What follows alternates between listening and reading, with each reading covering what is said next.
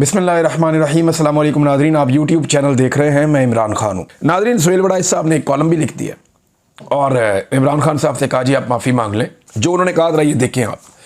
यानी मुझे हैरत होती है कि ये जर्नलिस्ट हैं, ये कैसी बातें कर रहे हैं।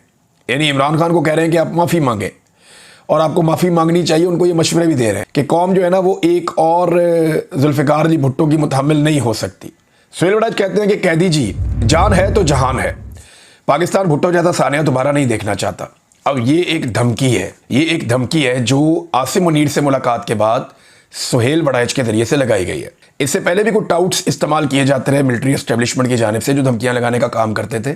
अब उन्होंने एक बेहतर टाउट हायर किया है जिसके जरिए वो धमकी लगवा रहे हैं। इमरान खान खुद कह चुके हैं और बार बार कह चुके हैं वो जेल में मरने को तरजीह देंगे किसी भी डील पर। मैं आसिम मुनीर के सामने नहीं झुकूंगा, मैं इस शख्स के सामने सर नहीं झुकाऊंगा, ये इमरान खान साहब बार बार कह चुके हैं। अब सुहेल वड़ाइच साहब ने धमकी लगा रहे हैं कि भुट्टो वाला हाल कर देंगे, यानी आपको कत्ल कर देंगे।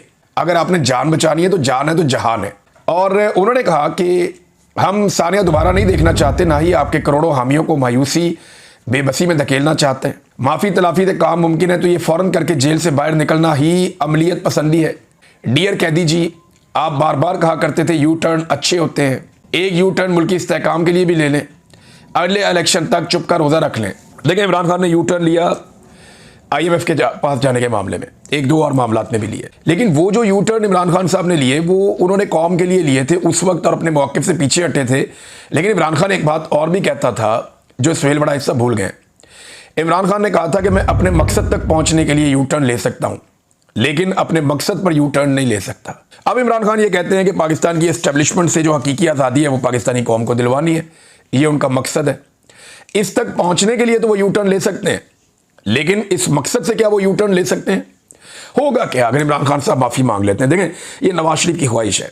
नवाज शरीफ को इस बात का पता है, उसकी बेटी को भी पता है कि अब वो इमरान खान जितने मकबूल कभी नहीं हो सकते, ना कभी माजी में रहें ना आइंदा कभी हो सकते हैं। तो उन्हें एक बात का आइडिया है कि हम तो वहां नहीं पहुंच सकते, उसको नीचे खींचो। इमरान खान से कोई ना कोई माफ़ी मुफी मंगवाओ, कोई एक आधा कागज़ का टुकड़ा हमारे पास हो, इसको लेकर हम दुनिया को बताएं जनाब हम भी वैसे इतने बुरे हैं और इमरान खान भी वैसे ही है। अगर हम बुज़दिल हैं तो इमरान खान भी दिलेर नहीं है। अब ये वो सारी कहानियां आवाम को सुनाने के लिए, अपने आप को रेलिवेंट बनाने के लिए इमरान खान को नीचे खींचना चाहते हैं। खुद तो ऊपर नहीं जा सकते, लेकिन उन्होंने हल यह निकाला कि इमरान खान को नीचे ले आए। अगर इमरान खान ने माफ़ी मांग ली तो ये सच्चे दिल से माफ़ी क्या होती है, यानी इसका पैमाना क्या है? Army chief field marshal Asim Munir को कैसे पता चलेगा कि ये जो माफ़ी मांगी है ये सच्चे दिल से है या नहीं है? उसका क्राइटेरिया क्या होगा? क्या बावजूद होकर कोई ख़ास तरीक़ाकार करके कोई सच्चे दिल से खुशू खुजू के साथ वो कैसे पता चलेगा कि ये जो माफ़ी मांगी गई है ये सच्चे दिल से माफ़ी मांगी गई है या झूठे दिल से माफ़ी मांगी गई है? एक तो ये मुझे बहुत अजीब लगता है जो ये बात की जाती है।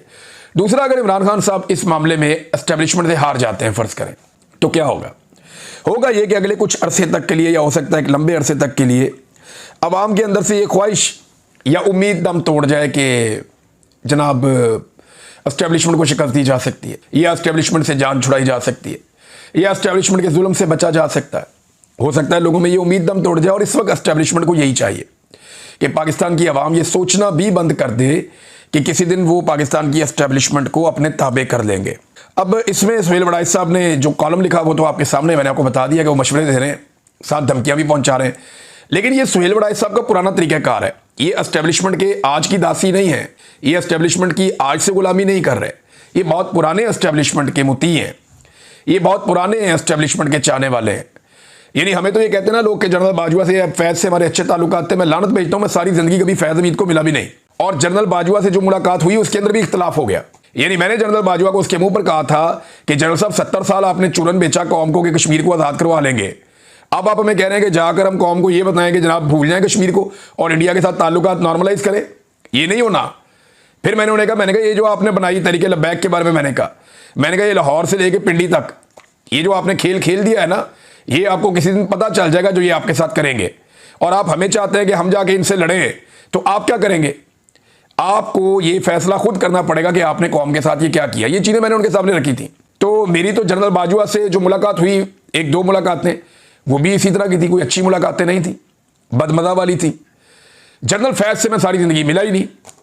अब आप अंदाज़ा करें कि सुहेल वड़ाइच साहब जो खुद को एक न्यूट्रल सहाफ़ी कहते हैं, ये ज़रा जनरल बाजवा और जनरल फैज़ के बारे में क्या कहते थे, ज़रा ये भी आप सुन लें। जब जनरल बाजवा को एक्सटेंशन दी गई तो सुहेल वड़ाई साहब ने लिखा कि बिलाखिर पाकिस्तान की पायदार तरक्की का रास्ता हमवार हो चुका है, क्योंकि तारीख के तालिबे इल्म और तरक्की के ख्वाहां जनरल कमर जावेद बाजवा को मजीद 3 साल के लिए आर्मी चीफ बना दिया गया है।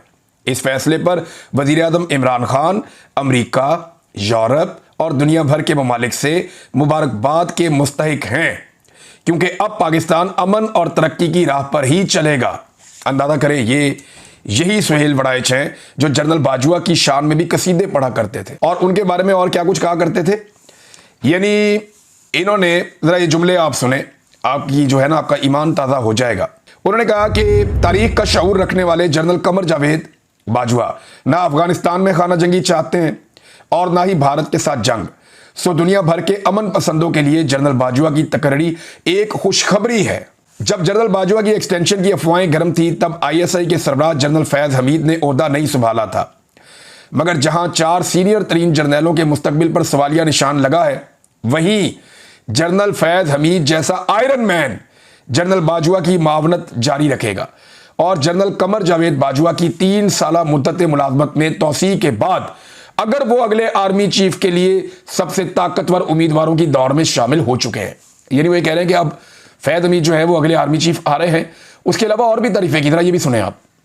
आगे वो कहते हैं कि जनरल फैज हमीद 4 सीनियर तरीन जर्नलों में शामिल होंगे और अगर उन्हें भी इसी तरह 6 साल यानी 2028 तक बतौर अगले army chief of the staff अपनी पॉलिसी तसलसल से जारी रखने का मौका मिलता है तो पाकिस्तान भी मलेशिया, हांगकांग और चीन के मॉडल की तरफ फायदा उठाकर और तरक्की करके 12 साल गुजारकर नई मंजिलों की तरफ गामजन हो चुका होगा। यानी ये कह रहे थे कि पाकिस्तान चाइना बन जाएगा, मलेशिया बन जाएगा, हांगकांग बन जाएगा।